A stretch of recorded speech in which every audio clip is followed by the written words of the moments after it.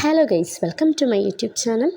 അപ്പോൾ ഇത് കിയാൻ്റെ ബർത്ത്ഡേക്കൊക്കെ മുന്നേ ഉള്ളൊരു ഡേ ഇൻ മൈ ലൈഫാണ് കേട്ടോ. രാവിലെ തന്നെ ബ്രേക്ക്ഫാസ്റ്റും കഴിഞ്ഞ് അപ്പനും മോനും കൂടി പുറത്തേക്ക് പോയതാണ്.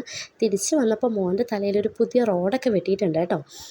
അത് കണ്ട വഴിക്ക് തന്നെ ടോൺചേട്ടൻ്റെ അമ്മ കലിപ്പായി. അമ്മയ്ക്ക് ഇഷ്ടപ്പെട്ടേ ഇല്ല എന്ന് പറഞ്ഞ് അമ്മ പരിഭവം പറഞ്ഞുകൊണ്ടിരിക്കുകയാണ് കേട്ടോ. അപ്പോൾ കിയാൻ അമ്മയെ സന്തോഷിപ്പിക്കാൻ വേണ്ടി കാണിക്കുന്ന എക്സ്പ്രഷൻസാണ് ഇത്. അതൊക്കെ കഴിഞ്ഞ് അവനെ കുളിച്ച് റെഡിയാക്കിയിട്ട് നമ്മളും റെഡിയായിട്ട് നമ്മൾ പുറത്തേക്ക് വന്നു. കാരണം നമുക്ക് വീട്ടിലേക്ക് കുറച്ച് സാധനങ്ങളൊക്കെ വാങ്ങിക്കാനുണ്ടായിരുന്നു കേട്ടോ.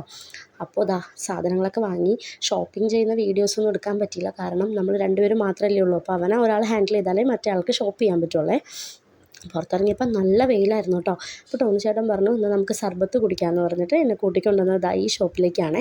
അപ്പോൾ ഈ ഷോപ്പിൽ ടോണിച്ചേട്ടൻ ഒരുപാട് മെമ്മറീസ് ഉണ്ടെന്നാണ് കേട്ടോ പറഞ്ഞത്. പണ്ട് അമ്മയുടെ നിന്ന് കിട്ടുന്ന 50 പൈസ 25 പൈസയൊക്കെ കൂട്ടി വെച്ചിട്ട് ഇവിടെ വന്ന് പൈനാപ്പിൾ സർബത്ത് കുടിച്ചിട്ടുണ്ടെന്നാണ് കേട്ടോ ടോണിച്ചേട്ടൻ പറഞ്ഞത്. അന്ന് അങ്ങനെ വന്ന് പൈസ കൂട്ടി വെച്ചിട്ട് വന്ന് കുടിക്കുന്ന സർബത്തിനൊരു പ്രത്യേക രുചിയുണ്ടെന്നും പറഞ്ഞായിരുന്നു. അപ്പോൾ ഇപ്പോൾ നമുക്ക് കുടിക്കാം പൈനാപ്പിൾ സർബത്ത്. ഈ ചൂടത്ത് നമുക്ക് ഭയങ്കര ഒരു റിലീഫായിരുന്നു കേട്ടോ. അപ്പോൾ സർബത്തൊക്കെ കുടിച്ച് കഴിഞ്ഞിട്ട് നമ്മൾ നേരെ വീട്ടിലേക്ക് പോയിട്ടോ. ചെറിയൊരു മഴക്കാരൊക്കെ കണ്ടായിരുന്നു. എന്നാൽ പിന്നെ വേഗം പോയേക്കാമെന്ന് കരുതി വീട്ടിലെത്തി. നല്ല വിഭവസമൃദ്ധമായ ലഞ്ച് അമ്മ ഉണ്ടാക്കി വെച്ചിട്ടുണ്ടായിരുന്നു കേട്ടോ. ഇതിൻ്റെ ഒരു സ്പെഷ്യൽ ഉച്ചയൂണ് വീഡിയോ ഞാൻ വേറെ ഇട്ടിട്ടുണ്ടായിരുന്നേ. അത് കാണാത്തവർക്കൊന്ന് കണ്ടു വെക്കണം കേട്ടോ. അപ്പോൾ ഇത്രയും ഹെവി ആയിട്ട് ഫുഡ് കഴിച്ച് കഴിഞ്ഞാൽ എല്ലാവർക്കും ഒന്നും ഉറങ്ങാൻ ആഗ്രഹം ഉണ്ടാവില്ലേ? ഞാനും അതേ ആഗ്രഹത്തോടു കൂടി തന്നെയാണ് കേട്ടോ റൂമിലേക്ക് ചെന്നത്. പക്ഷേ എൻ്റെ മോനുണ്ടോ സമ്മതിക്കുന്നു. അവനുള്ളപ്പോൾ ഉച്ചയുറക്കം എനിക്ക് ഒരു സ്വപ്നം മാത്രമാണ്. അതൊക്കെ കഴിഞ്ഞ് കുറച്ച് സമയം അവൻ്റെ കൂടെ കളിച്ച് പുറത്തേക്ക് വന്നപ്പോൾ കിയാൻ്റെ ഫസ്റ്റ് ബർത്ത്ഡേ ഗിഫ്റ്റ് എത്തിയിട്ടുണ്ടായിരുന്നു. അപ്പോൾ ടോണിച്ചേട്ടൻ പറഞ്ഞു, എന്നാൽ നമുക്കിപ്പോൾ തന്നെ ഓപ്പൺ ചെയ്തേക്കാമെന്ന് പറഞ്ഞത് ഓപ്പൺ ചെയ്യാണ് കേട്ടോ.